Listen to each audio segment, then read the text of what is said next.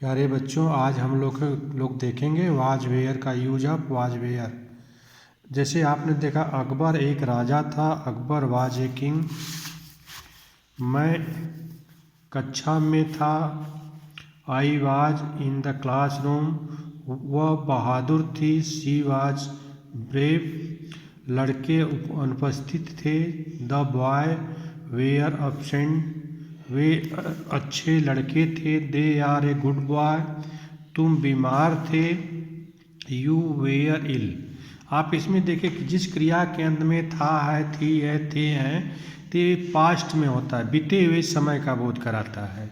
इसमें केवल ओनली देखिए, मैं कक्षा में था, तो I was in the classroom.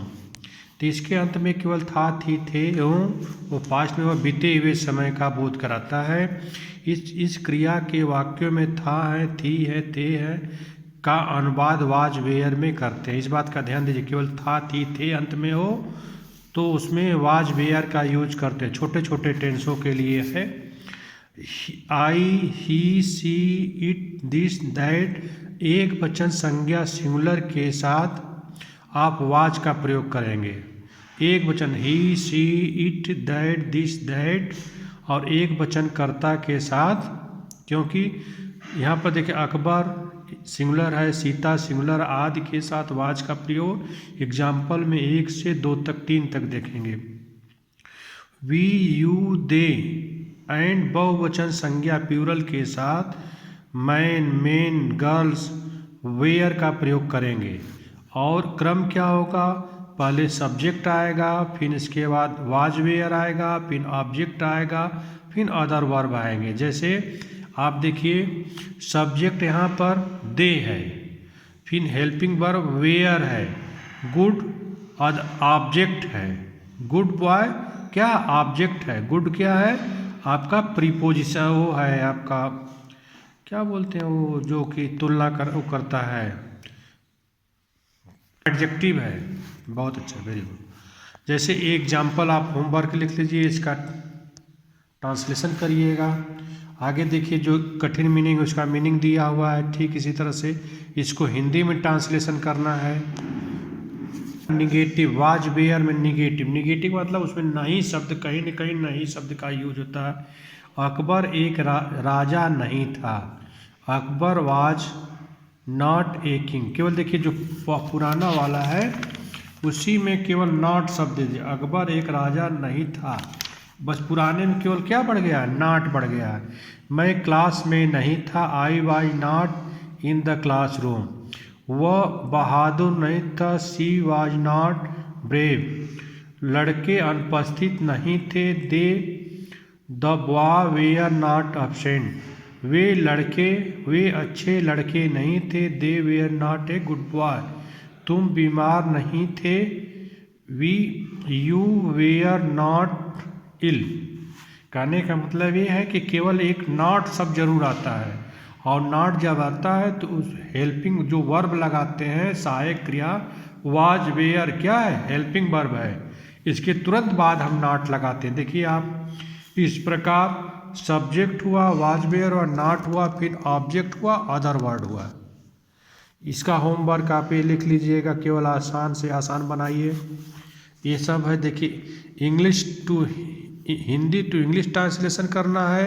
अब यहाँ पर देखिए इंग्लिश टू हिंदी ट्रांसलेशन करना है। अब इसी में इंट्रोगेटिव, इंट्रोगेटिव में क्या शब्द से शुरू होता है, हिंदी क्या आएगा?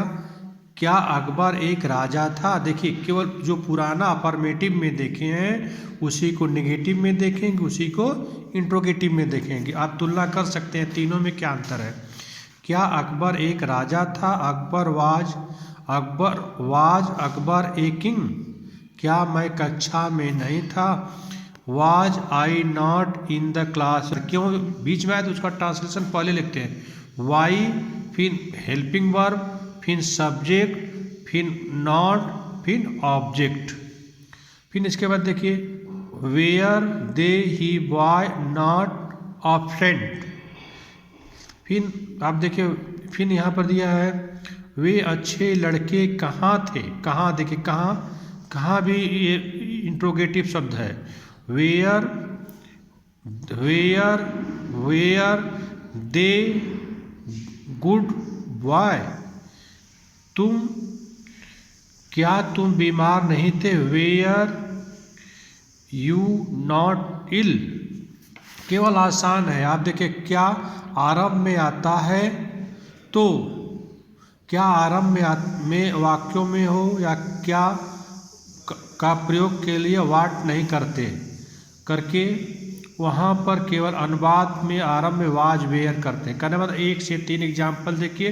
क्या पहले आया है तो यहाँ पर आप जो है कि वाट नहीं लगाएं, क्या लगाएंगे? वाज वेयर का यूज करेंगे। यदि प्रश्नवाचक के बाद नेगेटिव हो तो नॉट, सब्जेक्ट के बाद तुरंत नॉट आता है। देखिए ये दिया दूसरा 2 से 4, सब्जेक्ट के बाद तुरंत नॉट आया। देखिए यह है आई क्या है? सब्जेक्ट, सब्जेक्ट के बाद तुरंत नॉट आ गया। नेगेटिव आएगा, सब्जेक्ट के बाद तुरंत नॉट आ जाएगा।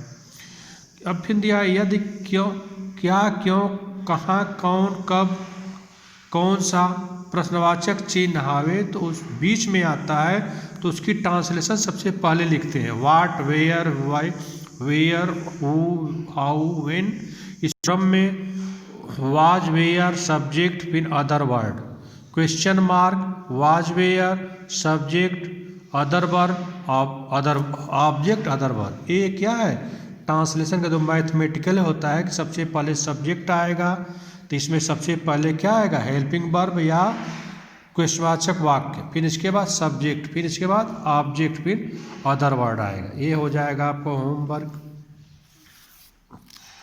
ठीक है सर।